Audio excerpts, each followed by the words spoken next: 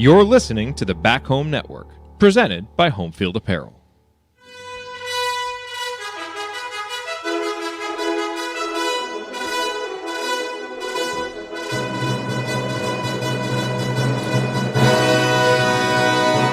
And welcome, Hoosier fans, to another just thoroughly disappointing and embarrassed episode of the Assembly Call, as today your Indiana Hoosiers once again get thoroughly manhandled in a non-conference showcase game. It happened last year against Arizona, happened last year against Kansas, it happened earlier this year against UConn, and frankly I think this one was worse than all of them, as Indiana falls 104-76 despite opening the game up 22-10. Maybe hard to remember that now. Indiana actually, opened up, making threes and doing all this stuff, but it was short-lived as Auburn just turned up the juice and was ready for a fight, and your Indiana Hoosiers were not. From questionable strategic decisions to questionable substitutions, to Auburn getting all the 50-50 balls and just on and on and on and on. It was a complete program failure today for Indiana. And, I found myself, as this game was going on, really just ticked off for a lot of it, honestly, because how many people traveled to Atlanta to see this game, and it's the same thing that we've seen. Indiana has scheduled these big non-conference games to try and put the program back on the pedestal that we all believe that it should be on and that we think that it can be, and the fans travel and you're ready, and it's just a letdown. And it's not the loss. This is a really good Auburn team. Indiana could have played a terrific game and still lost the game. It's the complete lack of competitiveness that is just so frustrating. And it's just, you continue to kick fans in the teeth who show up to these games, and just very, very frustrating. So anyway, we're going to talk about it all in this edition of the Assembly Call. I'm your host, Jared Morris, here with the coach, Brian Tonsoni. Ryan and Andy are here as well. Let's pop them on the screen. We'll start this show the way that we start every show. That is with our Hoosier Proud banner moment. I'll be quick. For me, it came late in the second half. Indiana down 24, but there was a two-possession stretch for Gabe Cupps where he hit a pull-up three, and then on the very next possession, got the ball in the right corner, had a shot fake, drove in, hit a little reverse layup. It was 5 points on the way to Gabe's career high of 11. Look, there wasn't a lot to get excited about today, but I think, maybe Gabe having some success offensively can be something that's big for him from a confidence standpoint. We'll talk about this as the show goes on, but this game laid bare all of the reasons why this program needs Xavier Johnson, as uneven as he's been. But he may not be back for a little while, and he may not be back for the Kansas game. And so if that's going to be the case, you've got to get more production, especially scoring, out of your backcourt. And Gabe has been a guy who hasn't scored much at all, hasn't really shown a lot of confidence. Today, he took 6 shots, and I thought just seeing the confidence to hit that pull-up, to hit the three early in the game on a day when there weren't many positives for Indiana, seeing that happen is at least something that hopefully can carry forward and give this team, which so desperately needs more production from its backcourt, something very small to build on here as we move forward. All right, let's talk about our presenting sponsor. Home Field Apparel, wear one for the team. All right, well, our banner moment, as always, brought to you by our friends at Home Field Apparel, now in their 7th season sponsoring the Assembly Call, and their 3rd as the presenting sponsor for the Back Home Network. And as you know, Home Field has the largest collection of vintage IU apparel that you will find anywhere. And since IU is their flagship school, you know that when they come out with new stuff, like they recently did with the snapback hats, Indiana's going to be first. It's going to look cool. You're going to want it, which is another reason why you should subscribe in all the different places. Twitter, they've got an email list. They've got text alerts. They have an app. It's good to be on there because you get alerts when that stuff comes out, and sometimes there's limited availabilities. Plus, they have lots of different flash sales. So, you can always use our promo code HOME23. That'll get you 15% off, but they have a lot of 20% off sales that happen, and so we want to make sure that you get those. But you got to do your Christmas shopping. Home Field Apparel is a great place to go to knock out everybody on your list because they literally have something for everybody there.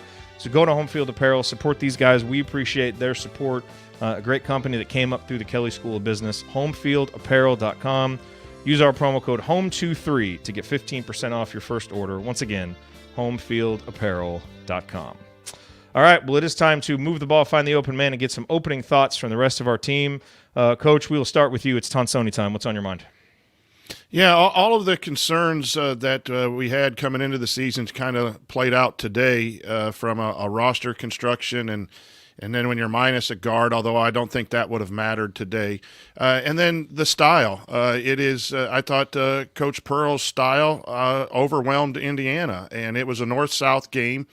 And Indiana, even if they had X, doesn't have a lot of north-south. We rely on a plotting, throw the ball in type of offense, and it works against the teams that are average or below, and we've played 7 of those teams that are average and below, and we've been able to beat those when we've played the UConn and the Auburn teams that have quite a different style. It was a style mismatch today, and I thought one of the key things was Coach Pearl putting Brom on Renew. Renew struggled when he got the ball in the post early, a couple air ball post moves, and then he was out to lunch mentally on the far end. There were 2 rebound dunks in the first half that kind of propelled the momentum. I don't want to say those were the only reasons that the momentum shifted, but on both, Malik watched the ball from about 12 feet, never made an attempt to make a physical move to either block out or to pursue and go get the ball. And those dunks, those rebound dunks can really get a team going, and when you get a team going, that puts pressure on that. I think it was just difficult, and we don't run a lot of things for pressure releases. We tried to high post. We tried to get in the second half to go to side ball screens. There were a few things, but we don't have a lot of pressure releases. We have the clear out the baseline and throw it into the low post when you're down 20. It's kind of a hard math problem to come back. So this was a failure. You said it, I think, on the sideline. I wasn't very happy with 12 minutes to go and the coaching staff's all sitting there. You're mad at your kids for feeling sorry for yourself and not showing any fight. And I thought the coaching staff didn't show any fight either. And that happens. I've done it, but it's wrong when I did it. You get so frustrated that I can't help these guys. I'm just going to sit down. That's just not the way to coach. If you're going to be up for every game until this one, and then when adversity hits, you're going to sit down, it happens. But the players did the same thing. So it wasn't just it was a total program, 104 points. That's not good at all. We've got to be able to play against the better teams on our roster, on our schedule. Yes. Andy, your bottom's line on this disappointing IU afternoon. There's probably 10 key areas I'll hit. I think there's 3 that I'll touch on. One coach talked about before. Defense, IU gave up, I'll take it out here. 1.425 points per possession. Is that what you're looking for? Yeah, 1.53 in the second half. And really never made Auburn uncomfortable. And I think that was the difference. Even when Auburn was missing shots at the beginning of the game, IU was not doing anything to make them uncomfortable. And I think in some ways the play where Mbako gets called for a foul by putting his face in front of someone's elbow was somewhat emblematic of the team, because really it seemed like shortly thereafter everybody kind of gave a little more space and let Auburn get a little bit more comfortable. And that's just a really poor defensive performance. Some of it was guys hitting tough shots, but it was also very clear that Auburn was giving guys the freedom to play and do whatever. One of the only meaningful things that Jimmy Dykes said in the game. That was one. 2 was, philosophically, this game showed a lot. I texted you guys at one point in the second half and ended up pretty close. The teams had almost the same amount of empty trips in the second half, but there was a play. Auburn goes zone. IU gets the ball to the free throw line in the zone. You got your choices are dump the ball down into the post where a guy's going to be triple teamed, or kick it out to a guy in the wing for a wide open 3. And IU kicked it, down. And where it gets fouled, it doesn't mean that it's a bad play, but it tells you everything that you need to know about what's emphasized for this team. And it's just a tough math problem, made more tough by my third point, which was the athleticism gap was on full display in this game.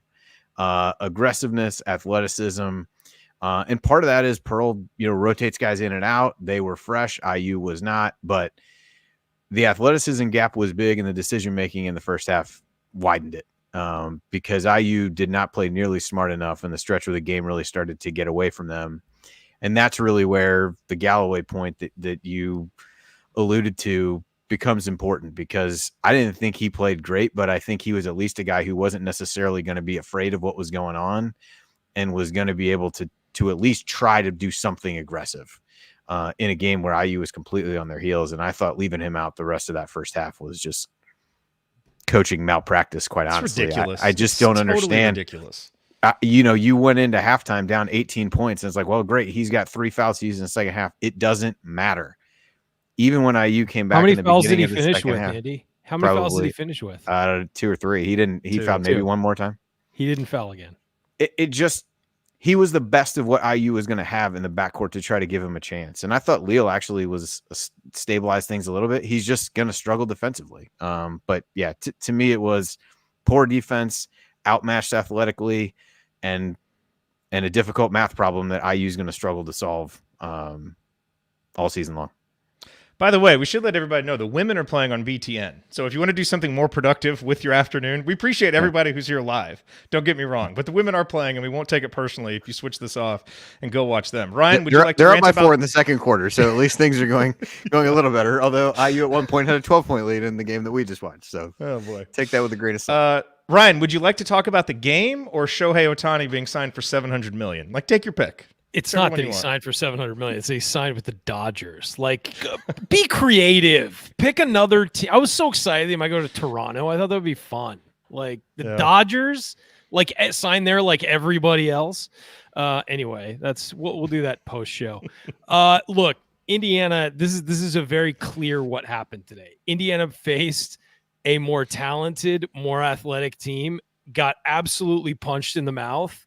And their reaction was to go hide in a hole. I mean, essentially. And they looked like they had a deer in the headlights look from about the 10-minute mark on of the first half on. It was bad, like ugly, ugly, ugly. Nobody stepped up. I mean, little things like just when they couldn't dribble, you'd see the ball bounce away because they were just so nervous about Auburn's athleticism defensively that they were so tight. You see Gabe Cupps, even Mbako, guys who can dribble, just the ball bouncing away from them, having to like re-secure it and not grabbing rebounds, the ball bouncing around everywhere, passes being fumbled. Like it was just, I mean, it looked like a confident grown-up team facing guys who'd never played college basketball before. That's what it looked like. And we talk about this a lot, and Jared, you and I get a lot of grief on this, but it's also the philosophy of the team offensively. Auburn has a balanced inside-outside attack, and they absolutely bludgeoned Indiana. And when Indiana got down, the one way to come back when you're down by 12 to 18, they always say in basketball these days, hey, no lead safe, because you can always, do one thing and get back into it, and that's hit shots. Indiana doesn't do that. And so when they're down 21, the game's essentially over. Yeah, they made a great run to start the first half, and they got it to 11, I believe, was as close as they got it. And then Auburn hit 3 threes, and Indiana didn't answer once. And what did we do to make that run in the first half, Ryan? Made 4 threes. Well, in the second half, in the second half, they cut into it with Malik, dominating inside. It's like, it's great, but that doesn't work for very long because then they're just going to double him and then somebody else has to do something. And the other thing is when you're scoring inside, it's slower and it's more difficult to do that than it is to kick it out to an open guy and knock down a shot. Indiana does not prioritize shooting and has not, and this program hasn't in years. Look at the 3-point line today. Auburn scored 42. Indiana scored 18. Indiana lost 3-point line by 24 points. What was the final score? They lost by 28. Like, I mean, when the 2 Big Ten games they've won were against teams that did not hit 3-pointers. And so the story is there. It's obvious. We know what it is. This program does not prioritize shooting, has not prioritized shooting, and it's going to burn them this year when teams are as athletic as them, can at least slow down the interior and can guard the guards and not let any driving. And the other thing, and Coach said it perfectly, was that Auburn is a north-south team. They attack. Indiana goes east and west and looks for an angle and looks for somebody to make an individual play. Auburn just goes at you on both ends of the floor. They just go at you. And that showed today, and it is a bad matchup for Indiana when teams do that. And they essentially got run off the floor at times in this game. And they tried to bring it back. And look, I applaud the effort to start the second half, to get it closer, at least start to feel good about yourself.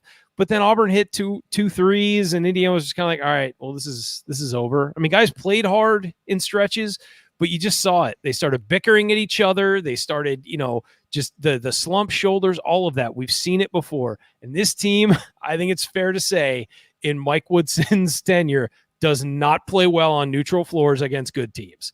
They get blown the heck out. Yeah, and look, someone out there may be thinking, guys, we're 7-2. Why so dejected? We've beaten 7 teams, 2 Big Ten teams. That's meaningful, being 2-0. But we've beaten, all teams that are, below 50th in any ranking that you look at. And the 2 times that we've gone up a level, we've gotten run off the court, lost by 20 and lost by 28.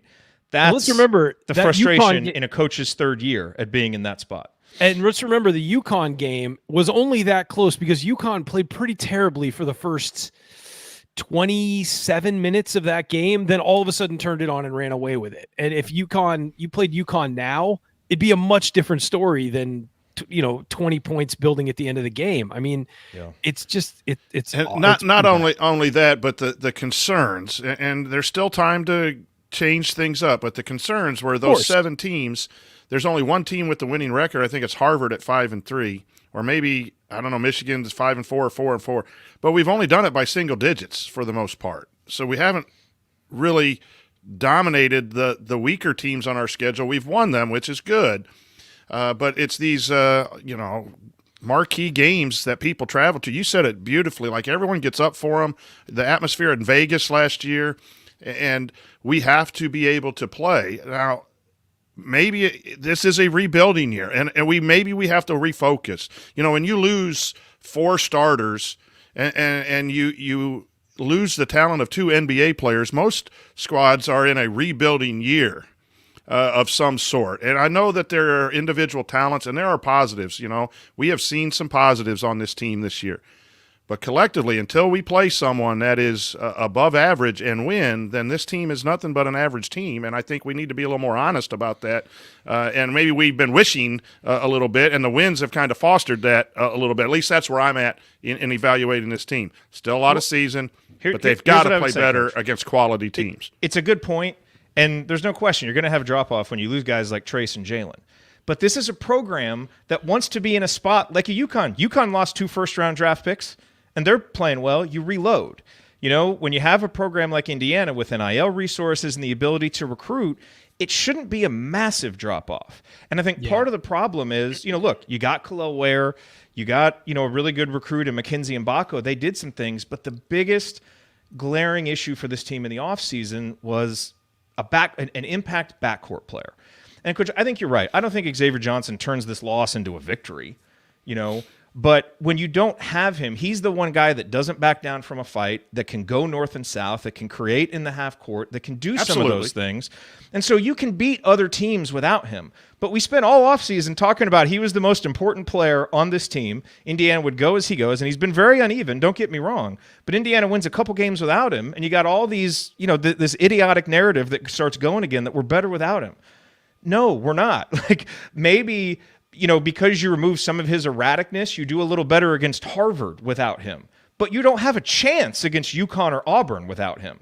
And that's part of the problem. I mean, Gabe Cupps, for everything that he could do, he should have been a bit player in this game. But now he's got to play 31 minutes. And I thought Gabe did as well as you could ask him. I have no issues with Gabe coming out of this game. He had some threes hit in his face, whatever. But that's where you lose a guy like X, and you lose the one guy that can give you that stuff, and Indiana didn't bring in anybody in the offseason to help with that. That's the problem. The guard recruiting in this program since Crean has left has been very, very poor. Just go back to the reason Archie, coach. And a lot of reasons why Archie Miller didn't succeed, but one of which is he didn't get guards. And right now, you got to hope that you land a guard next year and McNeely can come in and play, because you need those types of players. It is evident that Indiana is weak at guards. But our front line was bad today, too. You're going to look at the box score, and you're going to see 3 double-digit. But Mbako was struggling defensively, took some questionable shots. I thought Renew was bad again in the first half, had a good matchup to start the second half and scored some points, but he didn't rebound. And Ware was the soft as we've seen him. Not effort, not going back to the Oregon days, but he was soft around the rim and missing a couple of bunnies and just not going up strong. So, yes, I do agree with you that we need X, and X would have made a little bit of difference here, but our other guys didn't play up to par for a game like this as well. Look, Coach, Agreed. and you talk about Ware went 2 of 8 from the field. You're right. He wasn't strong. He's playing like Auburn, every guy across the board, bigger, stronger, more athletic, faster. They knew how to play fast. They knew how to play slow. They knew when they needed to go inside out. They were cool. Like they were cool and confident when they were pulling up from 3, all of that. They play fast, and they scored 104 points and only turned it over 3 times. Like just a better program. Like it's a better team, it's a better coach, it's a better program, and they know what they're supposed to be doing. Go ahead. To be fair, though, it is Woodson's 3rd year. Like, of course, UConn, that coach has been there and built that championship team after what? He's been there 5, 6, 7 years. 100%. So their rebuild is easier to do. Game, And Pearl's been coaching forever and cheating forever, but he's been coaching forever. And so we have to be as angry as I am, and I'm with you on this, Ryan. You know, you and I are on this together. Yes. The structure and the style and the coaching and some of that stuff, we got to try really hard to be positive, but he's got to have a chance to get, he did what he had to do in 2 years, and this is a rebuilding year, and it's not going to be as easy as a UConn rebuild or an Auburn rebuild or some of those that have been established, even though we are a blue blood. No, and I didn't mean that as a knock on like Woodson. No, I know. Enough. Obviously, it's just a measuring stick. Like that's what it looks like, when you have the right players for the right system and they're developed and they know what they're doing and all of that. Same as UConn. Those guys, that team knows its identity. It knows what it's supposed to be doing at every stop. They have a balanced attack. Auburn, balanced attack. Indiana has to find balance. It just has to. Because again, when you don't have Trace Jackson, Khalil Ware has been great this year. Malik Renew, we've praised them both. But Trace Jackson Davis was singular in that he was a 4-year guy who knew how to score, who was savvy, who knew how to play out of the post, who knew how to play out of double teams, who knew how to run the pick and roll perfectly. All of that, you lose that. And you've got talented guys who can do things and who play hard and do all those things, but they're not that. And so you have to find it elsewhere, because what's going to happen is teams are going to double team and take that away, at least to some degree, and you have to find balance elsewhere. The perimeter players have not provided that balance this year. And you talked about Gabe Cupps, Jared, and during the Michigan game, I tweeted out, hey, Gabe Cupps really doesn't give you anything offensively right now. Wasn't knocking the kid's effort, wasn't knocking his defense, which I thought was excellent, but offensively, he wasn't even looking at the basket when he would get the ball. He would move it along. And that's not his fault. That's where he's supposed to be right now. He's supposed to be giving you 15 minutes a game and just being an energy effort guy, and any offense you get he's been thrust into this situation because Xavier Johnson isn't there. Xavier Johnson, who is your only real playmaker on the perimeter. You'll get something out of Trey Galloway every once in a while, but clearly he's not where Indiana needs him to be. They need Xavier Johnson, and they need him to be making plays so that Gabe Cupps can retreat into that. I'm going to be your energy guy. I might hit a 3 every once in a while. I might make a sweet little pass every once in a while, but he can't be relied upon to be your perimeter playmaker when he was at his prom like 5 months ago and still looks like he should be going to his prom this year. Like it's not, I don't know. There's no avenue here for success on the perimeter for Indiana. It's all predicated on the 3, 4, and 5 scoring all your points and making all the plays for you and being individually better than the guy across from them. That's Indiana's system right now, and it needs to change. Andy, I don't know how to follow that up. I think just preview from a statistical perspective. I mean, this tells you all you need to know, and this isn't all guards, but Auburn. 25 assists to 3 turnovers, 25 assists on 35 makes. IU, 14 assists on 14 makes, but 12 turnovers. That got better in the second half, but the first half turnovers were just killer. And so IU gets outscored 15-2 points off turnovers. And at some point, it wasn't just the guards who had assists. Jalen Williams, one of the bigger guys for Auburn, actually led them in assists with 7. And they had, some of their wing players. They just had more playmakers, being able to put guys in position to kick the ball out and shoot, and all those things. But at some point, IU needed somebody to settle things down and push back a little bit. And that was why I wanted to see Galloway get back in the game. And maybe he's not the guy to settle it down, but he's the best chance you got to settle it down. CJ Gunn did not play well in the first half, didn't have what he had in the Michigan game really on either end of the floor. So you couldn't go with him, brought Leal in to do that. But it speaks to the roster construction in the sense that, once Xavier Johnson went down, you get into a game like this, you can look down the bench all you want. There's no place to go in that situation. And so that bears itself out when guys really get rattled. It wasn't really that Auburn was, they're pressing the initial, entry pass when you're bringing it up, and they're just riding you up the floor and trying to wear you down and having these, first and second waves, which for what they do works great. Because it is just a game of physically wearing you down, and IU wore down toward the end of the first half. They didn't have enough guys. Gabe Cupps played a ton of minutes in the first half, and that is not a winning proposition for IU, and that's not a knock on him. If you get in positions where he's got to play that many minutes against a pressure team, it's not going to end well. Eventually that won't be the case, but ultimately there just aren't enough playmakers on the team, and you're relying on, again, it just goes back to that math problem. There aren't enough playmakers to really cut. I thought Anthony Walker did a couple good things in that regard, where he kind of gets a guy lean in one direction and just drove it right after he got in the game. That was what got IU back in it a little bit at the beginning of the half, just drove it. He probably should have played more, honestly. I thought so too. I thought so too. And they got north and south in that way. And Mbako got fouled. They did do some of those posts with Renew, but at least they were more aggressive. I mean, that end of that first half, they scored hardly any points over the whole, the end of the half. And it was all just passive play, taking terrible shots. And that's where the guard play becomes important, of somebody to get you into something and run it. But IU scored 8 points on those 22 possessions of the first half. That's a pretty big sample size.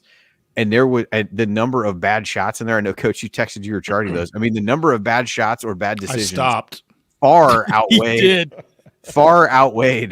the the good ones during that stretch. And you've got to have somebody to settle you down. And that's where they miss X, is because at least as a veteran guy, he can settle you down. Now, maybe in this game, he becomes erratic and kind of loses it a little bit. Maybe that's true, but you needed somebody to be able to right the ship.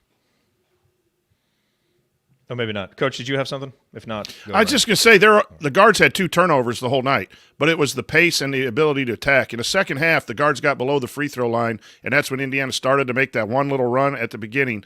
And that's where you can have Galloway is that guy, but he's not X, where X can get to the rim and do some things. You can play Cupps if you have 4 guys that can attack. When you have Leo, and they're both distributors, they're not going to be guys that can break people down, to Andy's point. But the guards only had 2 turnovers. But they needed to be a little bit more aggressive, and that's where you miss X. And that's where you put some of the other guys on the wing, or even at the 4 spot, making decisions. I texted you guys about this. It's like the entry passes were horrific in the first half. There's no angle. They're trying to lob it to Ware, and lobbing it over his reach is no small feat based on what he did at the end of the Michigan game. And multiple times in the first half, they're just throwing these, instead of being able to get an angle to make a bounce pass entry to there, all of it was lobs to the rim, and you've got the wrong guys trying to make those passes, and that falls back on the guards. It just, to Coach, your point, the turnover numbers don't look bad. They just hung other guys out to dry over and over and over again against the pressure, and then it's like, oh, well, this guy's numbers look like they really suck, but you didn't have anybody really putting in positions to not succeed. Yeah, you didn't just have anybody who could take control of what was. There are no pressure releases. I said that in my opening. There was no way to release pressure, and everyone folded against it. Mbako couldn't pass against it. The bigs, when they caught it, the pressure that the post put on it.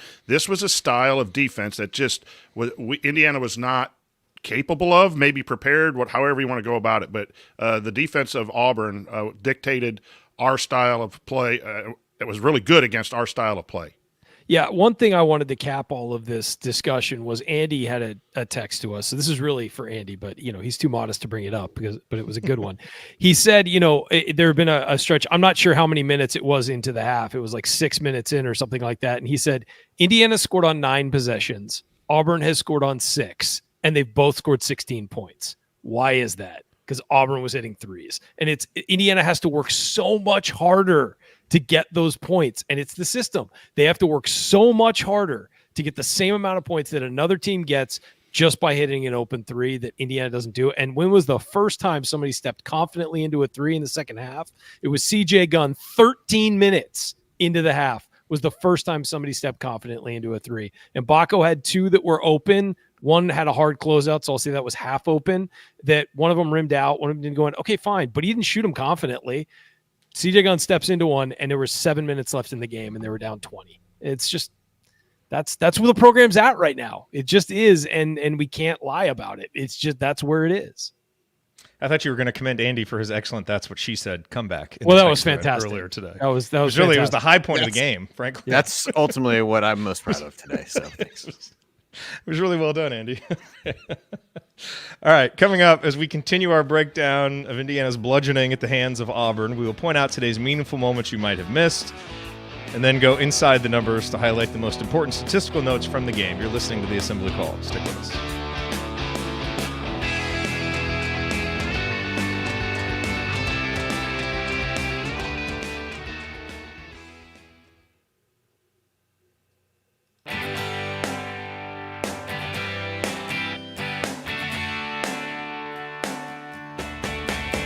What's going on? It's Christian Wofford. What's the only thing better than an epic buzzer beater? Celebrating it with friends afterwards. Join my guys Jared, Andy, Ryan, and Coach on the Assembly Call after every IU game. Go Hoosiers.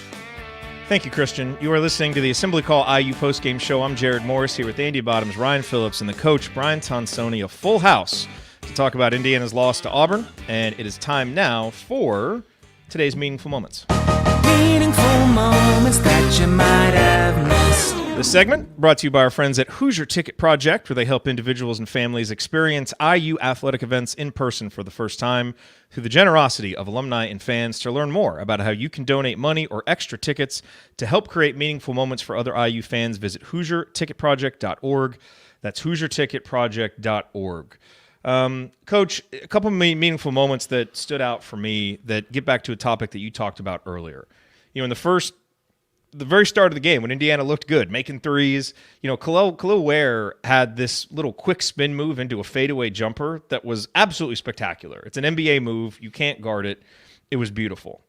But then you kind of fast forward, and he really struggled to produce. He ends up just going 2 for 8, and there was a play in the second half where Indiana calls a timeout. They draw something up to get him the ball. They get it to him in the post, and he just gets it taken away. You know, Auburn was just stronger, quicker, and they just took it away from him. And, you know, there's been this narrative about Khalil, obviously coming in from Oregon. He's soft. He doesn't play hard. And now he's been very productive early in his time at Indiana, outside of, you know, really 2 games against UConn and Auburn where he struggled. And everybody's been very quick to say, he's answered all those questions. He's ready. And I think it's time to just slow down a little bit and understand that it's a process. And he's a young man who's still figuring some of these things out. And to me, he has showed progress at being more consistent and producing and stepping up big in big moments and being a better rebounder and all of those things. But the reality is we've played 2 good teams with good 2-point defense, UConn and Auburn, and they've really taken it to him.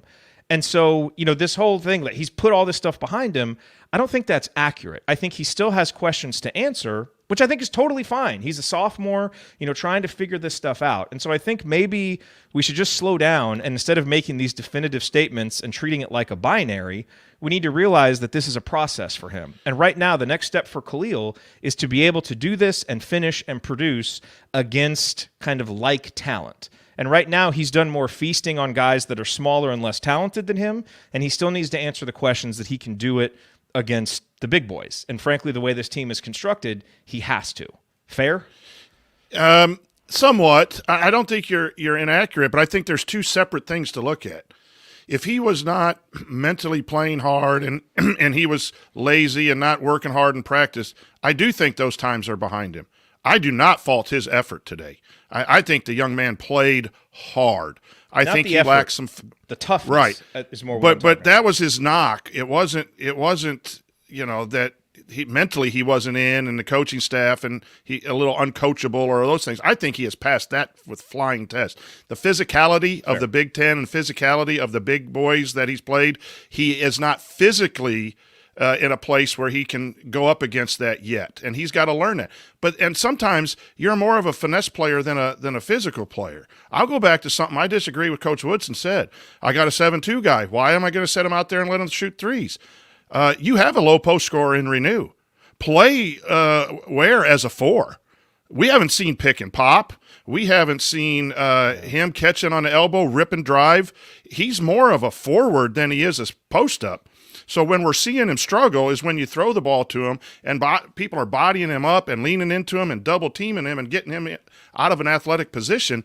But that's physicality to me. That's not the mental approach. His mental approach and his desire and his heart wanting to win, I think if there were questions, I wasn't around, if there were questions that he was soft mentally, no. Soft physically, yeah, he's still got to answer against some of the bigger, stronger guys, at least in the post. But, man, I think he's got skills that are not being utilized on the perimeter as that pick and pop. He could be a stretch four. Very easily. But we are determined to play the lob game with him only from post to post. And his threes, he's taken some, so it's not like they're totally avoiding him on the perimeter. But I think right now to maximize his game, you play a little bit more and then pick the right matchups to send him down low. But, yeah, his physicality, he hasn't answered that yet. But I do think his approach to the game of basketball as a young man, yes. I think I am satisfied that he has passed that up. Whatever the problems were at Oregon, he's passed that up. Now it's just the technique on the floor that has to get better. Good distinction. Yeah. That's why I wanted to ask you. So good answer. Yeah, just to piggyback on that, like, and the other thing is that, like, you got to remember this guy's like a freshman and a half. You know, he got some time at Oregon last year, but it really wasn't enough. He wasn't starting. He wasn't playing 25, 30 minutes a game. So this is really his first full season. He's got questions to answer. I mean, you know, but it's not – none of it is the stuff that we were worried about, which is effort, body language, like whatever. Like, forget that. He's answered that. He's been dominant for most of the year. But there are going to be times where you face a stronger, older guy who can push you around. How do you deal with that? And I thought at times, he has struggled with that. Against Michigan, he did not, you know, but against UConn, against Auburn, more athletic, stronger guys, well-built, kind of struggled with it. And again, he's going to go through that. It's not a knock on him. Most players do go through that. Trace Jackson Davis wound up being an amazing basketball player. He went through that as well. Other guys have. So, But I agree with Coach on this idea that you can't, in modern basketball, move your big guys out to the perimeter and get them looks. Like, what are you talking about? That's what the game is built around now, is guys being able to step out and hit a jumper that, you know, that would have been planted 3 feet from the basket a decade and a half ago. Like, that's the whole thing, is that he's got touch out there. He can handle the ball a little bit. He can move. Like, he runs. Like, move him around. You don't have to plant him on the pivot. And also, when you do move him out, as Coach said, you've got another post player who can go down and take his spot. And maybe you got that post player not on their center, so you've got a better matchup for him from that. So it's just, these guys can do a lot more than they're being allowed to do in the offense, it feels like. And it just think that being able to pick and pop with a guy like Ware or Renew opens up so many possibilities for your offense, and we just don't see him doing it. Coach, final thoughts. I know you got to run. Yeah, I got to go get to my son's game tonight. Disappointing. After the Michigan win, you thought there was some, you know, the team found some stuff to win on the road against a talented but underperforming Michigan. And then to come out and you get that, oh, my gosh, we're opening things up. We're hitting a few threes, and our bigs are going to play. And then to see it just the bubble burst in a hurry, 42-12 run at the last – part of the half, and no resistance was really disappointing. Losing games happens in college basketball. Losing games with a competitive fight and a well-coached game on the sidelines, that's tough to take, but you'll get over it. This one is really, you said, a little ticked off, a little disappointing. Like, it's time to play better in these games. If you're not going to win them, you got to play better than what we've done in the last 2 years when we schedule them, or don't schedule them. Like, everyone was wanting to get out of the Crossroads Classic because we're a blue blood and go play them. It's time to step up and play like them. Whether you are in a rebuilding year or not, lose by 6, foul down this stretch, have something like that happen. We're getting just boat raced in these special games that we've wanted to schedule so much. And there is a little anger in that. So now you got a big game coming up, and let's go change it all around. We'll all feel better we upset Kansas in a week. But it sure doesn't look good we can only beat teams that are average or below and lose to teams that were better than. And without a magical performance, we did beat Purdue at Purdue. We had a magical performance from Hood Schifino. We did win at Illinois when TJD went off for 37. We should try to win those games without just having an absolutely incredible night from a talented player. I don't know. I mean, I know we beat Purdue at home as well, but it just seems to me like there's an over-reliance on your best talent to just overperform in these big games. You win big games by having everyone doing the best you can and having a strategy that fits the attack against your opponent. And so I'm a little disappointed that not in the loss, but in the performance overall. And again, I'll be there on Saturday. I'm not giving up on this team, not giving up on the program. But, yeah, disappointing day today watching that. So take that to sorry the school I have board. to run. Yeah, take that to the school board. All right, thanks. Have a good Coach. evening, everyone. All We'll right, see you good next Good luck week. to Brent. Yep, thanks. All right, Andy, you got some moments. Yeah, a couple. Two of them were the two baskets that Malik made in the first half, were both off of good passes. One was a really good outlet from Mbako, gets a long rebound, kicked it up the floor to him. That was when things were going well. And then the other was off of one of the only truly good post feeds in the first half, which came from Anthony Leal, who got it to Malik for an and one. I just thought, those things were few and far between, but I think it's another. I think Mbako made a couple other good passes. He made a really good one inside to Renew that got blocked. I just think he's capable of a little bit more. And the second one was really to underscore the post passing challenges. And the other one was not as good. Toward the end of the first half, it's a 12-point game. Typically what you're thinking in that scenario is, can you get it under 10? Can you find a way to get to the single digits? IU dumps it into Ware.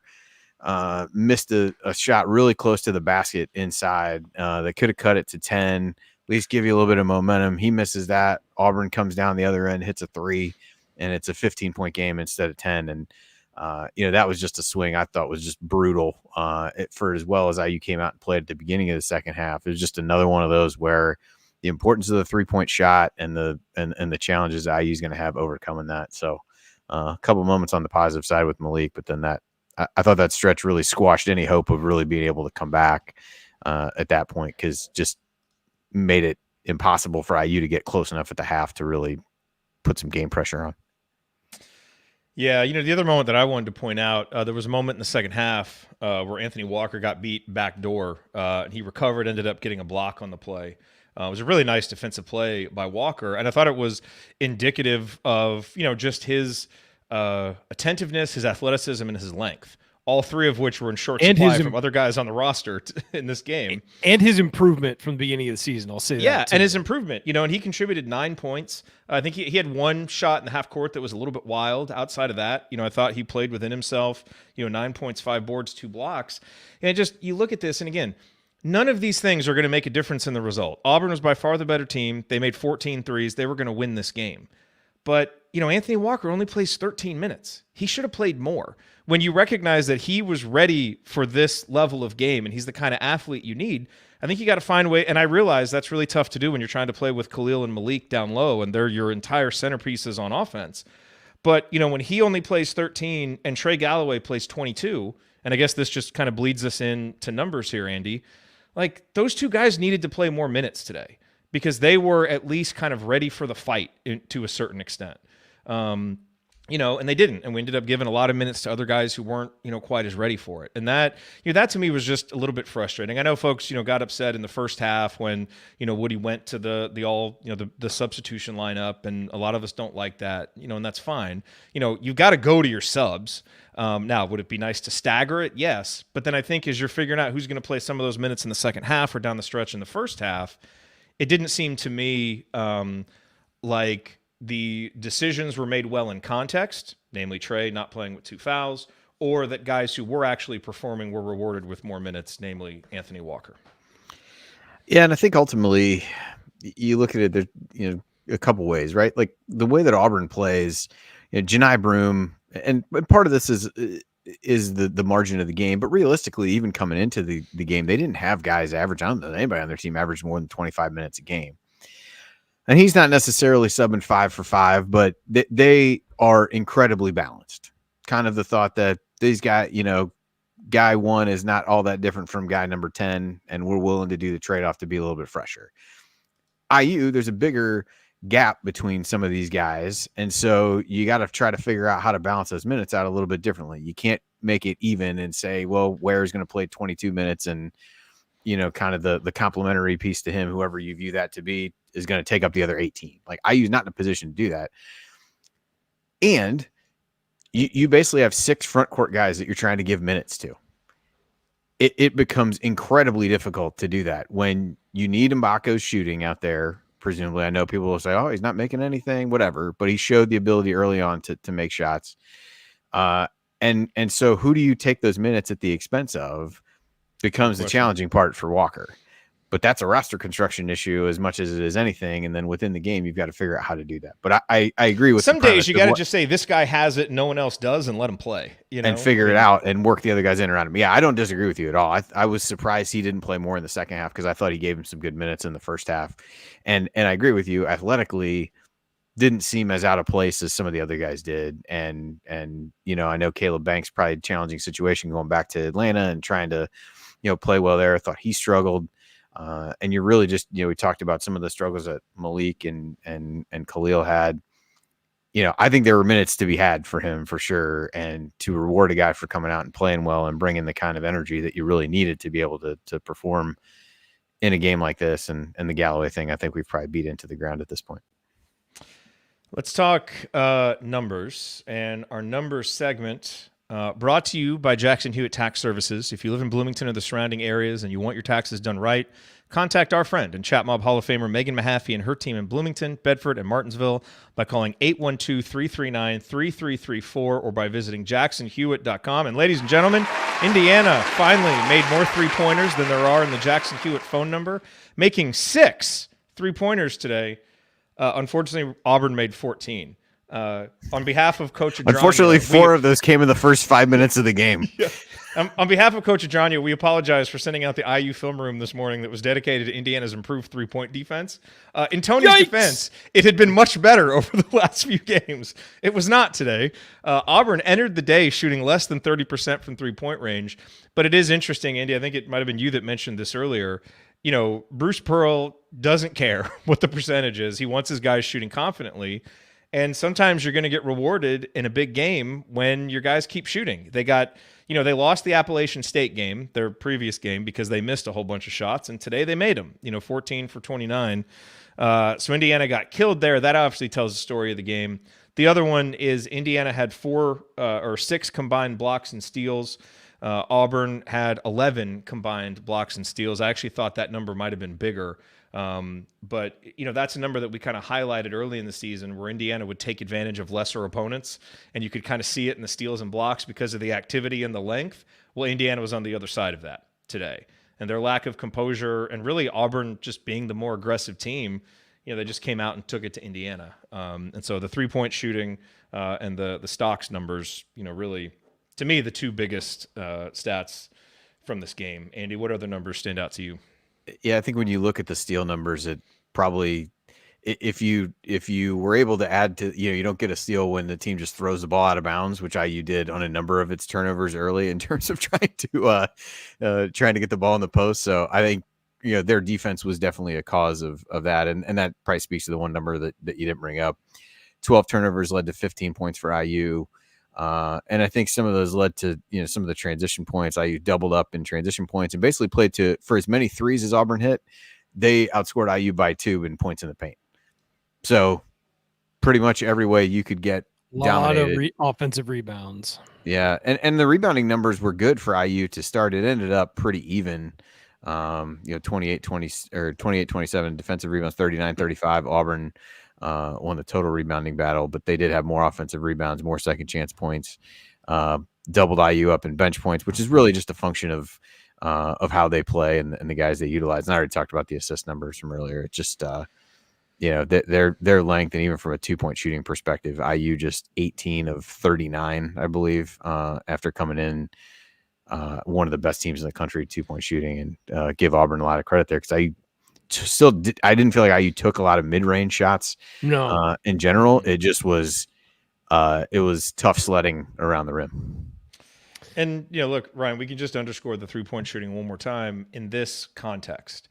A lot of times, Indiana will win only making 3 threes, and everybody's like, well, see, you can win this way. Yeah, no one's saying Indiana can't win 16, 17, 18 games playing the way that they are. The problem is we're ready to raise the level of the program, and you have to be able to win multiple ways, and this team right now has one path to victory. And if the other team goes off and has a big shooting night, which is going to happen from time to time, this is the result. And Indiana just can't compete in a game like that right now. That's our frustration with it. And the other thing is, you say that they had 6 threes tonight, but 2 of them were when the game was already decided. I mean, Cups's, fast break 3, he fired it because there was nobody around, and Auburn was already going into let's showboat dunk mode. And the other was undermine my banner moment, Ryan. No, look, it's a great shot. I hope it leads to more confidence for Mr. Cups. But trust me, I do. But CJ Gunn stepped into one. I think it was about 21 at that point. I mean, the game wasn't in and there were 7 minutes left. So yeah, they made 6 threes, but 2 of them didn't matter. They made 4 very early, it felt like, and then nothing for a solid 25 minutes. And so yeah, that's you're right, Jared. It puts a hard ceiling on what you can do, and it'd be the same if a team was an all 3-point shooting team. It did nothing inside. Like your efficiency might be higher in that if you're a good shooting team, but you need to be able to do both things. And if you can't, you're not a very good basketball team. You might be okay. You might be able to limp your way through some things, but you have to be able to get points in multiple ways to head towards a top 4 finish in the Big Ten, the Sweet 16, possibly making a run. You have the talent to do it, but there's just no emphasizing being balanced. There's none, and it needs to change. And I don't know what's going on in practice. I don't know what's being preached, but I know what's showing up on the floor, and it's clearly not something that's important to this collection of people, coaches, players, whatever, because it is not being drilled into them. It's sort of like for a couple of years after the Cody Zeller, Victor Oladipo team, Indiana was way too into shooting 3-pointers and not getting enough from the inside under Tom Crean. And you would say, let's find a way to, get Noah Vonleh more points and, to balance the floor a little bit. It's the same thing in a different direction.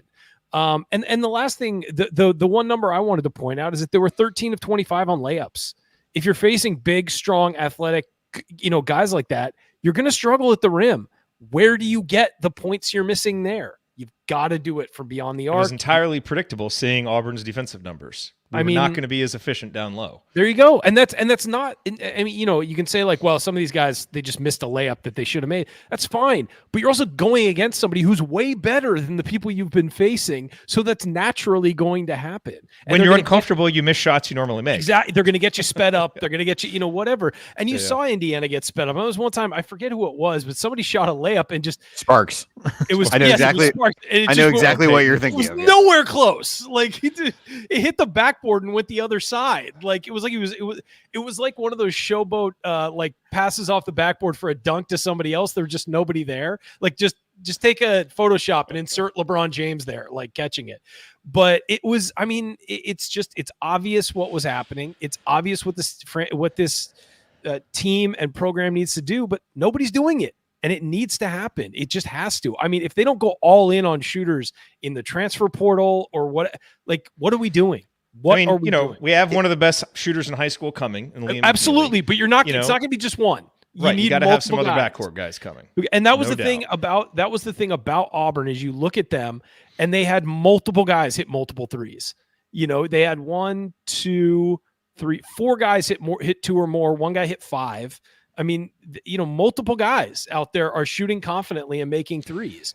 And we again, can find somebody that hits 5 in a game. We're building the damn statue out there. Exactly. At this point, yes. and the distinction, to put a bow on this, both teams entered with very poor 3-point shooting percentages. Yes. And so you might look at it and say, oh, these teams play the same. No. Even when Auburn shoots poorly, the 3-pointer is still part of their offense. And I get, some people say, well, why should we take an inefficient shot when we can get it inside? It's because you have to, talked about this way back at the beginning of last season. It's the muscle memory of having, and just the habit of having the 3-point shot being a part of your offense. So when you get an open look, you can make it. And so when you have to turn to it, because you're down by 13 in the second half, it's not like this foreign thing that you just can't do. And so instead you try to double down on going inside. That's the problem. And right now there doesn't seem to be a solution to that problem for Indiana. Well, and I think what goes along with that, Jared, is not even the guys being ready to shoot and having that be part of the offense, having the guys be ready to pass for that to be part of the offense. I mean, we saw the very first play of the game, Renew, there was a skip pass to Cups for that, and it's like, oh, okay. After some of the conversations that had been had about his passing out of some of those double teams. And then, I had that one play against the zone. There was another play late, goes down into Sparks. There's multiple guys open. And the default setting of this team is I'm going to just try to muscle it up through these three guys at the rim. And that works great against some of these lesser opponents, as you talked about. But it seems like there's I don't even know if it's an unwillingness, but that notion of kicking the ball out to guys wide open on the wing is just foreign to what is happening for this group offensively right now. And I think even if you get those shooters in, like, you got to have the whole mindset of everything else changed that you've done, of everybody that comes back and gets into that scenario, because it is very clearly like drilled in. This is the approach. And as the coach, that's the right to choose. That is what the approach is. But it becomes hard to flip that switch the other way, no matter how many good shooters that you end up with. If you think that you're going to be able to find ways to finish in really difficult situations. We're going to win a lot of games the rest of the season, pounding it inside, not shooting a lot of threes. We're going to beat teams that we have more talent than because of that. But we're just going to be waiting for another result like this, because this is what Indiana is always susceptible to, with just how incomplete they are on the offensive end. Well, and on a larger picture, this is why the Big Ten struggles in some of these, at the macro level, this is why the Big Ten struggles in some of these tournament settings. The level of athleticism and how Auburn played is on a different level than just about any Big Ten team that IU is going to play. And so maybe that means that from a Big Ten perspective, you even win a few more of the close games. But you get to the tournament to win tournament games, you have to be able to do that. And that's where the Big Ten, I think, gives some teams a false sense of security of being able to win games in a way that, the way that you can win some of these Big Ten games and the way that IU has won the last two Big Ten games, quite honestly, did not translate one bit to how to beat a really good, deep, athletic team. Well said, Andy. It's a great point. All right, coming up on the Assembly Call in our final segment, we will hand out our Game Balls and Hoosier Hustle Award, discuss a few lingering questions, and look ahead to what Indiana has coming up. It's going to be a quick segment. That's next here on the Assembly Call. Stick with us.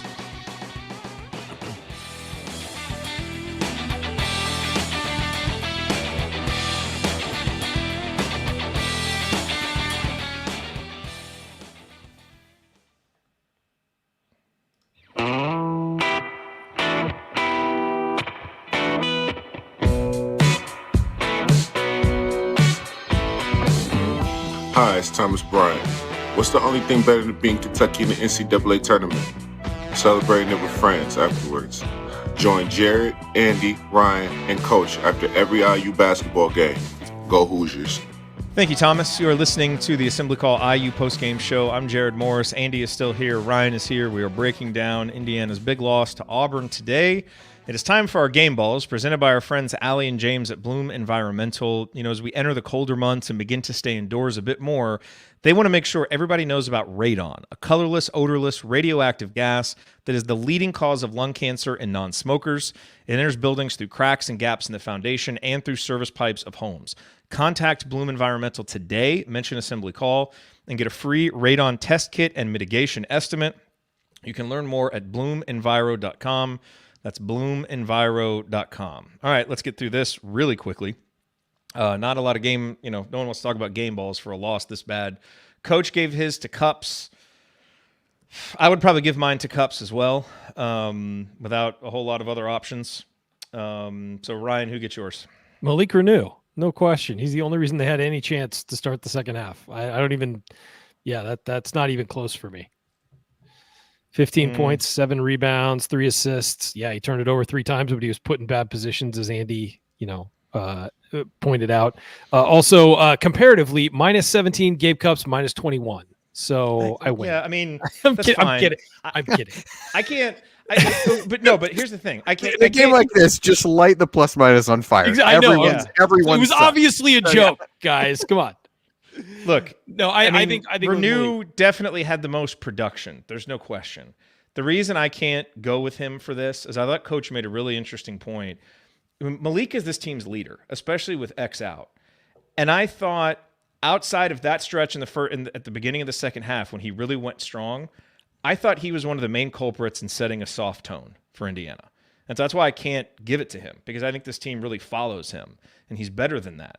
And so I can't reward that kind of performance with a game ball just because he Cubs produced. got abused defensively. I mean, by another freshman. Yeah, but it wasn't because he wasn't fighting out there. I mean, the two that's guys are hustle. graded To on me, a that's curve. hustle There's no award. question. To me, that's hustle award. In a game when Yeah, but you he give up actually produced. 104 I mean, he scored in points, double digits. no one played well defensively. Why are we arguing about a game ball when we lost by 28? This is First of all, he stupid. scored 5 of This those is the dumbest points in the segment last in the 3 history of the minutes. show.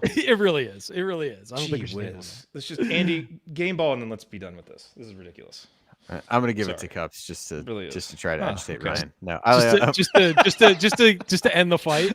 no, I really did think, given the circumstances, that he played fine. Like he just Grading on a and curve, sure. fine today. Like he played probably above what I would expect in a game like this. I wouldn't say the same about Renew. There we go. Okay. That sums it Maybe up that's right an unfair way to grade That's a it, good but I way would to say say that. Also, if you read any of Cups's post-game comments, lots of cliches in there. You can tell he's the son of a coach, and he's learned Probably well. going to wind up being a at, coach. Yes. stuff like that. So he's definitely been taught well that part of it. Okay, now let's go to the Hustle Award. The Hoosier Real Hustle Award. Hi, this is Anthony Leal, and it's time for the Hoosier Hustle Award. But first, I have some exciting news to share about our friends at Evansville Security Services. They've been acquired. They are now part of the team at Security Pro 24/7, which provides trusted and reliable security for your event or business, from Bloomington, my hometown, to Evansville, where Coach Calvert Chaney grew up, and everything in between. Just like hustle can't be measured by stats, prevention can't be measured either, but it has a huge impact on your bottom line and peace of mind. So let the security pros at Security Pro 24/7 help you prevent a bad outcome today. Visit securitypro247.com to learn more. That's securitypro247.com. And tell them Anthony Leal sent you. All right, thank you, Anthony. You know, we have a lot of new listeners now. You may be thinking, why are you wasting time with game balls and Hoosier Hustle Awards when we lose this badly? And look, a few We years like ago, to punish ourselves. a few years ago, we might have just done away with this segment, but we have contracts now and we have sponsors, so we have to do these segments. Hustle Award. Coach gave his to Anthony Walker. That was who I was going to go with too. So Andy, will let you go next, and then Ryan can go last. Tell you why you're wrong. All right, I can. Nice. All right. Well, I got to drop after this anyway, so I'll make it quick. I give mine to Walker as well. I thought, as we talked about before, probably a guy who deserved more minutes based on what he brought to the table. Ended up with 5 rebounds in 13 minutes in a game that IU at times struggled to rebound the ball. 2 blocks as well. Thought he really played hard, earned some additional minutes, and so I'll give it to him. I'll kind of give real quick final thoughts here as we wrap it up. Shout out to longtime listener Aaron, who I ran into at Kroger today. Hey. Our shared optimism about the game. He and I have run into each other a number of times around this part of town. He doesn't live very far. Our shared optimism, shared in the middle of the aisle, proved to be false on a variety of levels. But what can you do? But it was good to see him. A lot of what Coach said, I think, rings true. For as much as I think everybody had, and maybe it was us trying to talk ourselves into it, right?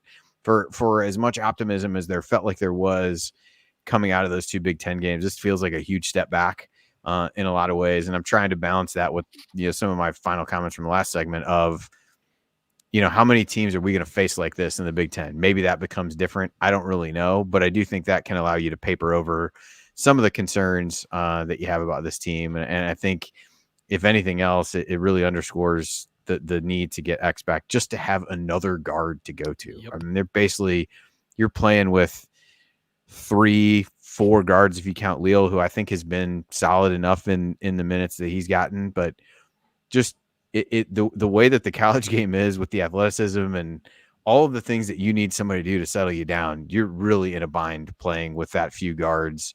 And even a couple who just don't have, most of which have little to no experience. Even CJ Gunn as a sophomore played sparingly last year. You're just asking a lot of some of these guys to step into these situations. I think that same thing's going to be true against Kansas next week. So some time to regroup, but from a bracketology perspective, a tough loss in one of the only meaningful non-conference games left, and a lot of work left to do on a variety of levels, which is what you would expect when you give up 104 points in the game. So we'll see what happens. Curious to see how they bounce back in what should be a pretty raucous atmosphere, but disappointing for sure after the last couple games. All right, well, Andy, thanks for being here, man. Enjoy the rest of your weekend. All right, see you guys. We'll talk to You have now left Jared alone with me. Yeah, can't wait. Yes. I look forward to listening to this later just to see how it plays out. All right, see you guys. All right, and Ryan, you're going with Walker as well? Yeah, I'd send it in the chat. I'm going with Walker as well. I thought it was pretty obvious. I thought it was pretty obvious that he should have played more as well. 9 points, 5 rebounds, 1 offensive, an assist, 2 blocks, 1 turnover, but the blocks were awesome. He just didn't give up on plays, and some of the other guys did late. I mean, and look, I'll to defend the players, when you're facing that much adversity repeatedly for 30 minutes, it's easy to get it's hard to not give up on certain things, when they happen, because it's so discouraging. Now, should you? Absolutely not. But they're also human beings. When you get so frustrated that things are going so bad, there are times where like a guy gets a rebound under the basket and puts it back, and you're just like, and it's, again, it should that happen? No, of course not. But it just naturally does happen. But you know what's important there? It's why does that happen? And the thing is, I think a lot of times players get blamed, when you kind of see that lack of fight that we saw today. Yes. And I think some blame there is warranted. But I think for the most part, that kind of stuff happens when players kind of stop believing they have a plan that can work in this game. 100% true. That's what I thought we saw today.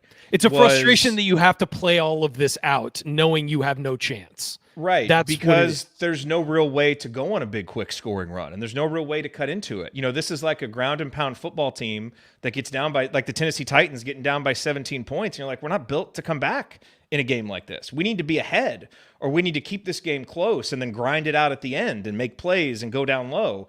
And that's the problem. And so that's what I thought we saw today. And I thought Coach's point about it just kind of looked like everybody gave up the last 8 minutes. Like, why not use those last 8 minutes to try and build a little bit of momentum or run some different stuff or try something new? And it just looked like everybody was, just kind of happy to get out of there. And that's, I don't know, like that to me is just frustrating to watch. Get out of there. Well, yeah, but you know what? But there were a lot of fans who traveled to Atlanta that would have liked to see a little fight at the end of the game, or people who give up their Saturday afternoons. That kind of stuff just frustrates me when you see that, because there's no. And I know it's a long season, and as coaches, you have to pick your spots, and some days it's not your day. Like, I get all that stuff, but not in a showcase event like this. No. You just can't do that. You got to go out there for 40 minutes and give it your best, and that's the big frustration is Indiana didn't. And look, I can already hear comments from some people, especially newer listeners, like, my God, what a pendulum swing. You guys were high as a kite after they beat Michigan, and now today you're talking all bad.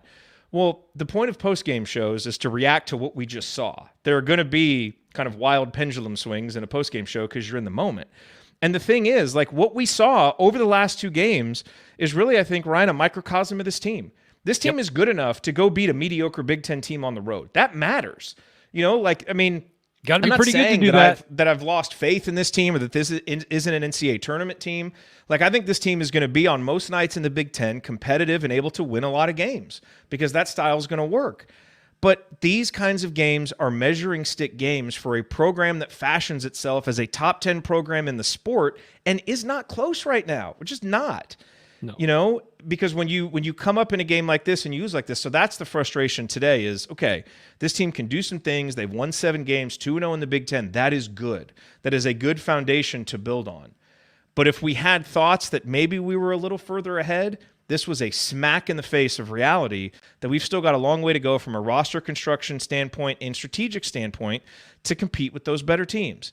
Yes, X would have made a difference. You need him in games like this. It wouldn't have changed the result, but it's not going to make a big enough difference. You No. know, you've got to have a couple guys with that kind of skill or better to compete on courts like this. So I get, you know, it's been kind of a wild last 2 games here on the post-game show in terms of emotion, but I'm not sure how to capture Indiana basketball right now without that. That's kind of what this program is right now.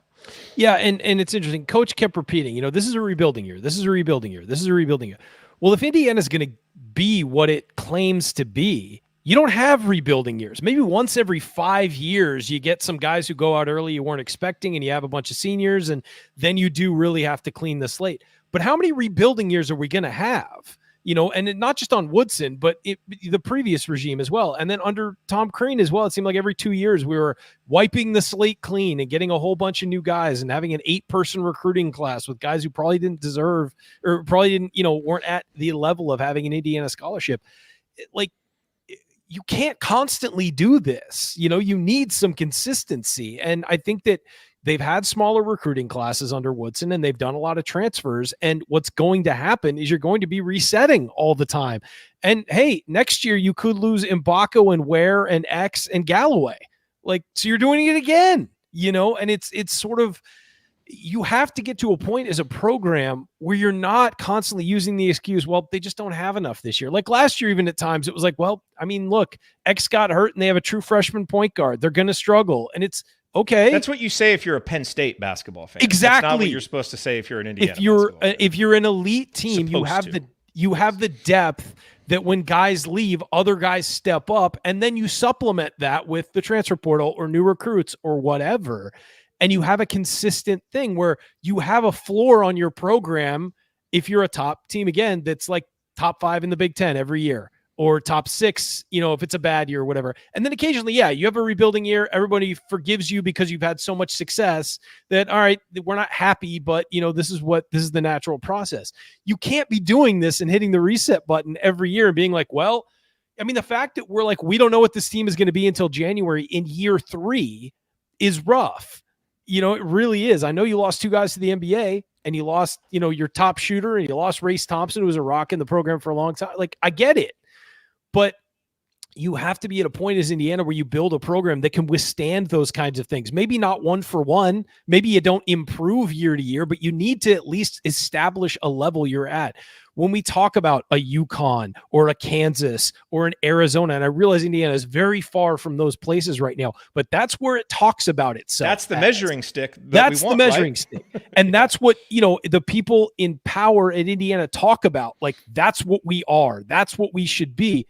We got to actually go be that at some point. You can't just talk about it for a decade and never make the approaches to do that, whether that's the fan support is on that level.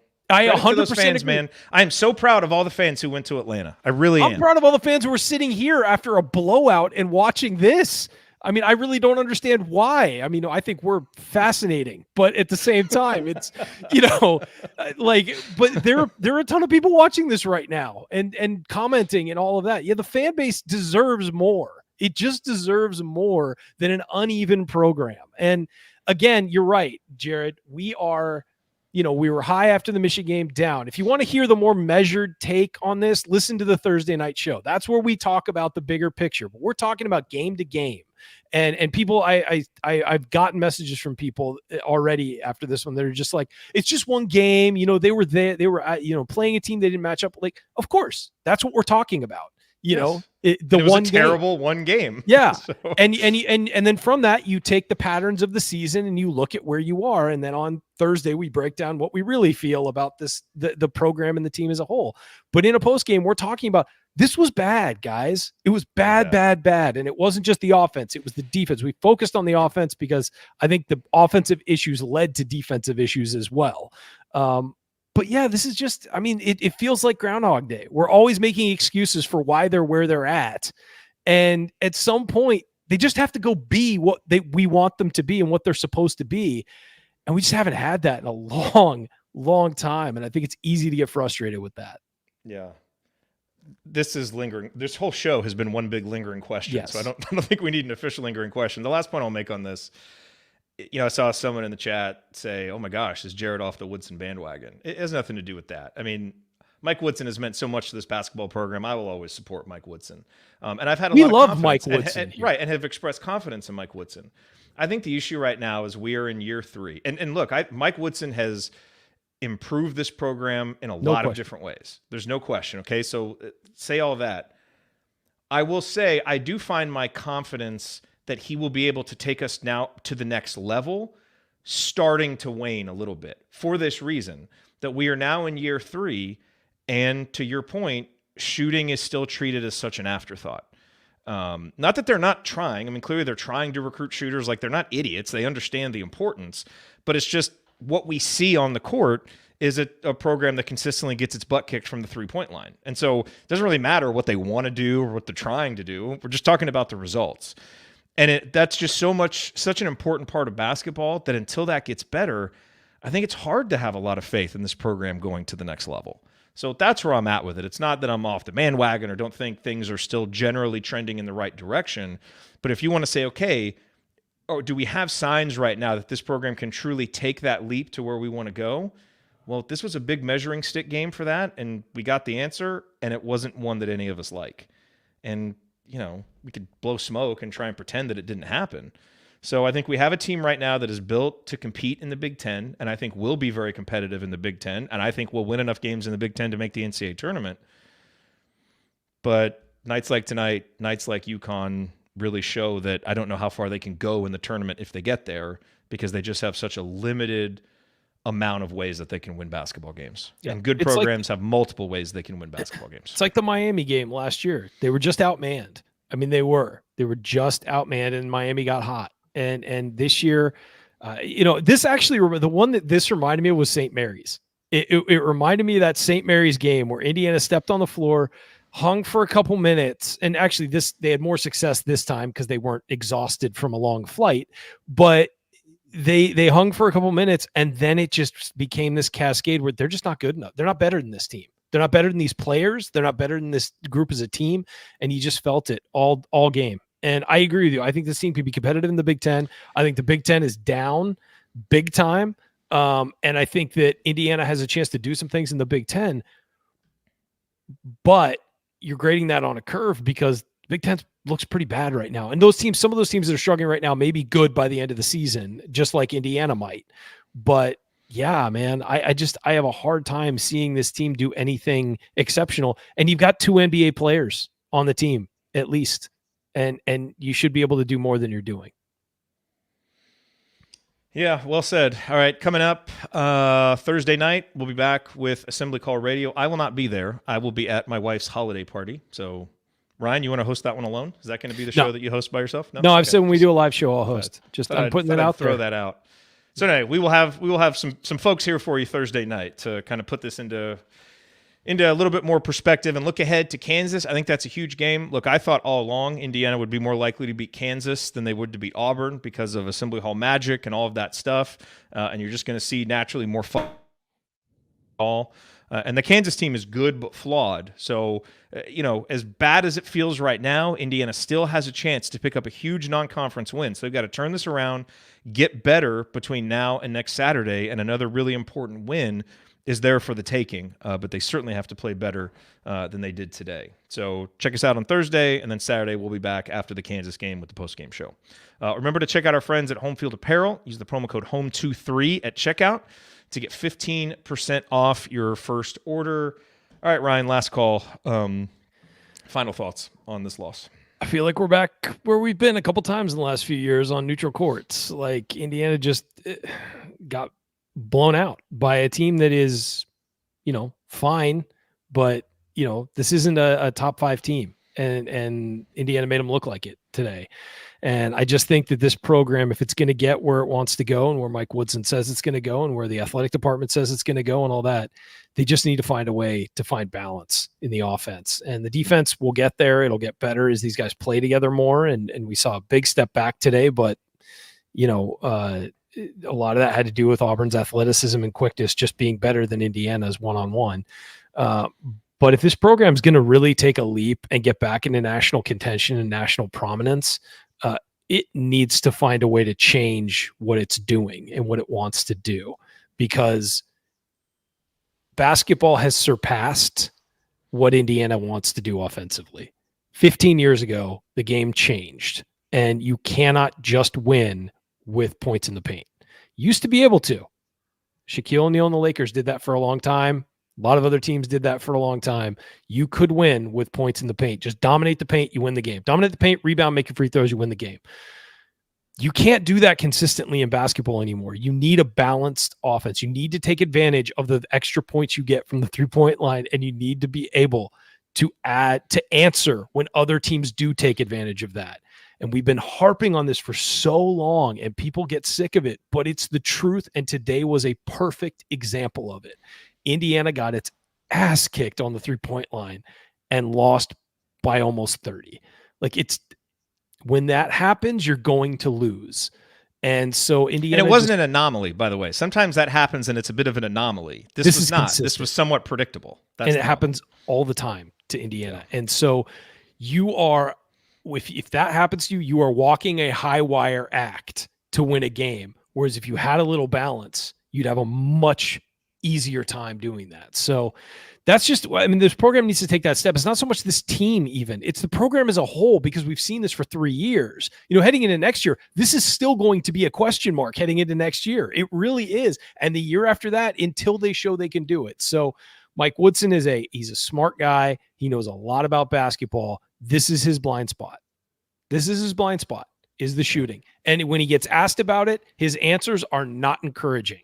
They are, they just got to make them. Well, okay, Mike, they're not. What are you going to do about that? Or my job's not to get this guy shots. It's to get Trace Jackson Davis touches. Last year it was for Miller Kopp. It's like, well, maybe if you got him some shots, Trace would be more open. It's little things like that. You've got to be able to question what you're doing and be able to turn it around. And so that is the big question mark with this program, is emphasizing shooting, getting shooter shots, and developing those shooters when they get on campus. Yeah, the last thing I'll say, a lot of good points have been brought up. This Auburn program is more established under Bruce Pearl. They have better athletes. They have more experience. They're bigger and stronger. Agree with all that stuff. There's a reason why Auburn was favored by 7-8 points. I did a radio interview on Friday, and the host asked me who I thought would win. I said, well, it's likely that Auburn wins this game. There's a lot of reasons to think Auburn is going to win this game. And so there would have been no shame for Indiana to come out, play well, lose by 6 or 7 points. But, hey, we competed. Okay. And so all those reasons that we talked about, that's why there might have been a 6 to 10 point loss in here. It did not need to be 28. It's the 28. It's not necessarily the result. It's the how that really concerns me walking out of this game. For a lot of the reasons that you articulated, Ryan, and just, when you see guys that don't necessarily seem up for the fight, a lot of times it's because they don't believe they can win the fight. And we have to believe that we're going to be able to win these games first, and then we'll actually have a chance to do it. And, I just think, the players aren't dumb. They know this stuff more than we do, and they probably know that there are certain games and certain styles and certain game flows that they're just going to really struggle to compete in. That's what I saw on the court.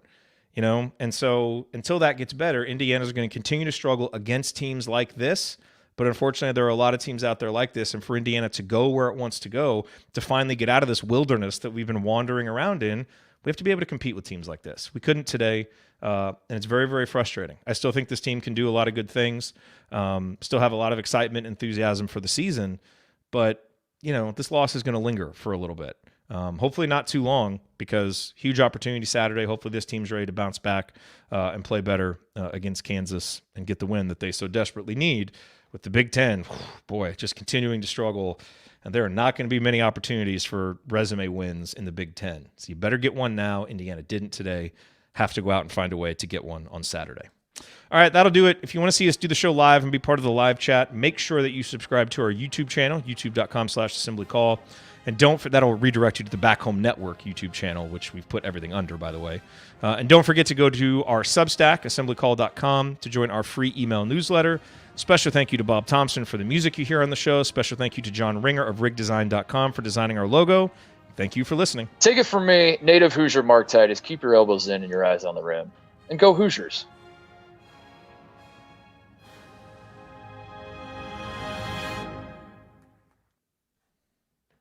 All right, I got to get out of here, folks. Thank you.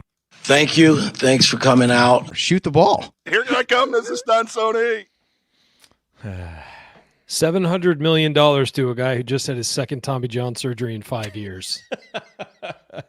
You're just bursting with Shohei takes. I love it. Look, I will say this. I love Shohei Ohtani, his personality, his obviously watching him play, all of that. And the fact that he's on the Dodgers, that stings. But like, if the Padres had all the money in the world, I would not have given him $70 million a year.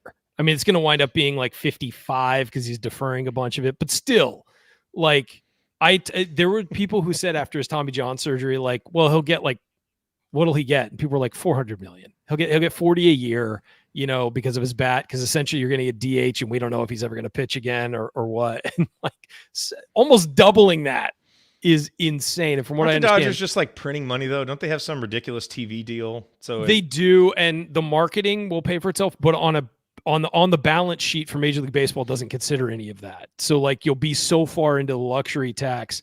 And then if you're a repeat offender, it just keeps compiling. And eventually you can't do it anymore. Like the Lakers, a perfect example is the Lakers make a ton of money, like as much as anybody. They're like the Yankees of the NBA. They just make so much money. But if you continue to violate the luxury tax, you have to pay so much money on top of that. Plus in MLB, they have like draft considerations. If you keep breaking it, your draft pick drops, you lose picks, when free agents leave and all that. I mean, it's crazy. Yes, they're able to afford it. It's not that. It's just that the competitive fact is going to be really interesting. And look, Freddie Freeman's off their books in 3 years, so that helps. But Mookie and Ohtani are going to be getting very old very fast as well. Ohtani being only a DH helps him last longer. But I mean, there's a really good chance you're paying $700 million to a DH only guy. And also Juan Soto's contract just went through the roof. He's going to get $600 million next year because he's 4 years these younger. Numbers are just insane. Ohtani's, you mean? No, just all of them. $600 million. Those. No, just Soto is 4 years younger than Ohtani, so he's going to he'll get $600 million next offseason. And he's not going to re-sign with the Yankees. He's going to go to free agency and create a bidding war like Ohtani did. It's going to be insane. And I think what's one thing that a lot of major league teams are going to be happy about right now is the big contracts they handed out over the last few years are going to start to look very cheap by comparison. Guys who got $30 million last offseason or whatever, by this time next year, those will look like steals. Like I think Fernando Tatis got $340 over 14 from the Padres. That looks like an absolute steal at this point because it's not $40 million. So I think what's going to have to happen is Major League Baseball, the next time they come around, they're going to have to raise the competitive balance tax to be much higher. To like right now it's like 237. If you're over that, you're in the luxury tax. That's going to have to go up because so many teams are going to start spending on this level. So we'll see, man. $70 million a year. I mean, those are Lionel Messi, Kylian Mbappe numbers. So yikes. That's a lot of money. Go White Sox. Somebody said Reinsdorf was in Nashville meeting with city officials like they were going to move to Nashville. And I was like, I think he's probably there talking expansion. I don't think they're going to move out of Chicago. Jim Margulis of Sox Machine kind of debunked that. Yeah, I think it's for potential expansion. He's probably a representative for that, I would assume. All right. Well, fun chat. Yeah. All right. Let's cheer for Michael Penix. Heisman Trophy is tonight, right? He won the Maxwell. Unfortunately, Anthony Thompson won the Maxwell and won all the other it's awards not always and then tied. got robbed in the freaking Heisman. Hopefully, honestly, if I had to pick somebody based on their season solely, like forget wins and losses, but just based on their season, I would pick Jaden Daniels from LSU, but I don't think he's going to win it because they lost 3 games.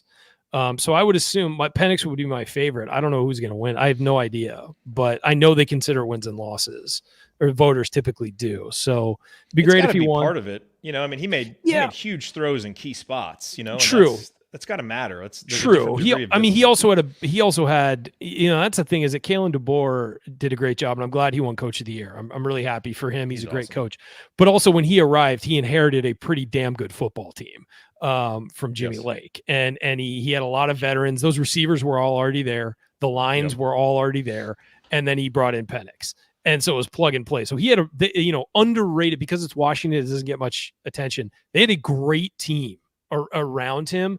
Whereas I do think LSU was kind of in a transition from the Orgeron guys to the Kelly guys.